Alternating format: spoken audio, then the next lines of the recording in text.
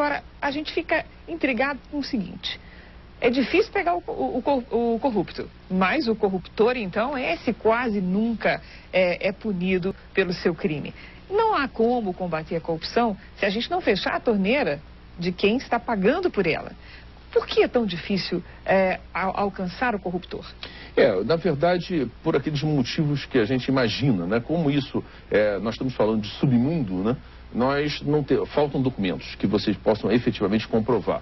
Agora, nós precisamos, né, brasileiros, nos aprofundarmos e aprimorarmos a nossa própria legislação. Por exemplo, hoje em dia, existem no Congresso Nacional 68 projetos que, de certa forma, estão ligados ao combate à corrupção, que não estão sendo votados. Quer dizer, nós precisávamos votar esses projetos. Entre esses projetos, você tem projetos, por exemplo, que caracterizam como crime, efetivamente, qualquer ação dessa que fique, né, já entendida como a corrupção por parte do corruptor.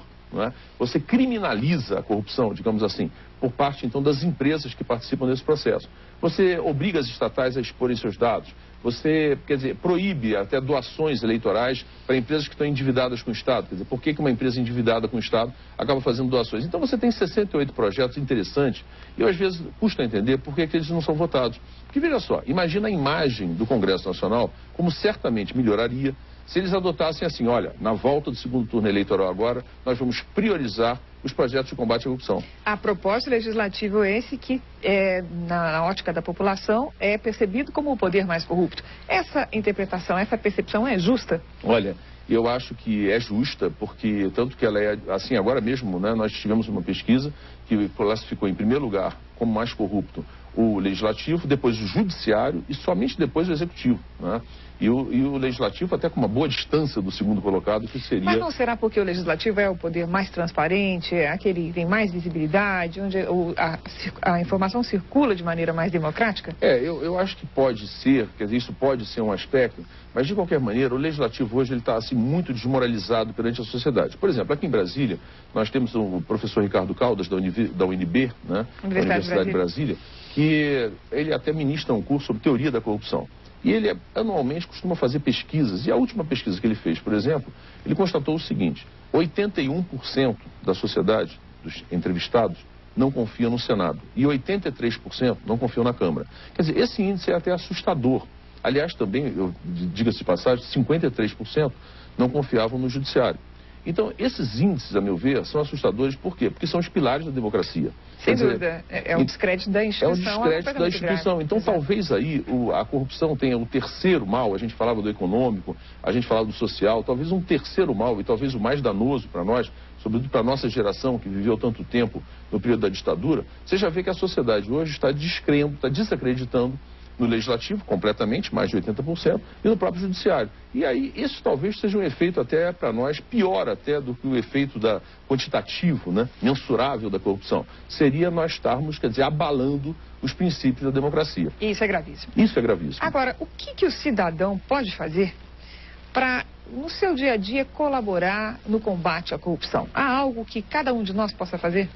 Bom, eu até costumo dizer o seguinte: é difícil a gente imaginar, né, que o médico, depois de uma cirurgia importante, chegue em casa e a esposa diga a ele: olha, eu vou servir o jantar. Não, espere um pouco, eu vou fiscalizar o governo. Não é assim que vai acontecer. Mas nós temos a sociedade civil organizada, né?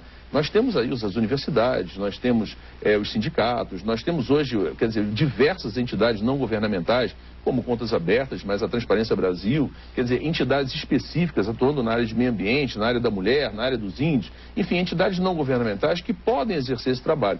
E hoje em dia, quer dizer, sobretudo em relação à administração direta, e aí é um mérito que nós temos que atribuir à Controladoria Geral da União, ao Ministério da Fazenda, ao Ministério do Planejamento, hoje em dia você tem inúmeros sites que disponibilizam informações, quer dizer, específicas sobre cada setor que você queira. Então, por exemplo, não só o portal da transparência, que o ministro Jorge Reis costumeiramente menciona, mas principalmente, por exemplo, o Siga Brasil, que é um portal do Senado, né, do Senado Federal, talvez seja o mais completo. O Siga Brasil é mais completo do que o portal da transparência, embora seja um pouco mais complexo.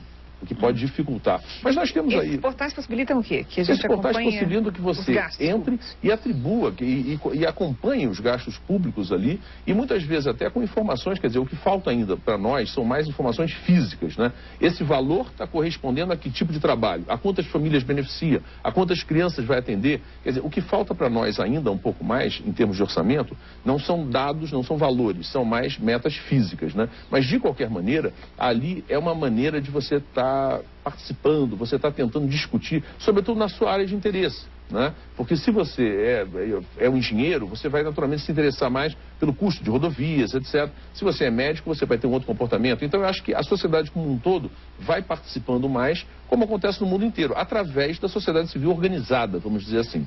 Tem a postura de eleitor consciente também, que é muito importante, né? Muito importante. Por exemplo, eu acho até que é super importante a gente entender a corrupção de uma forma suprapartidária. Isso eu acho fundamental. E ter uma atitude mais ética no dia a dia. Exatamente, quer dizer, uma postura ética. Acabarmos com essa cultura de que se o cidadão está no governo e ele pratica um ato irregular, então o governo, os partidos da base correm para apoiá-lo, não é?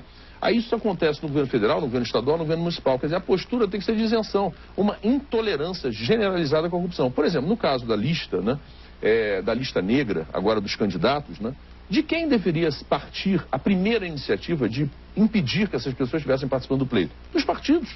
Com toda certeza. Os partidos políticos é que tinham que estar impedindo.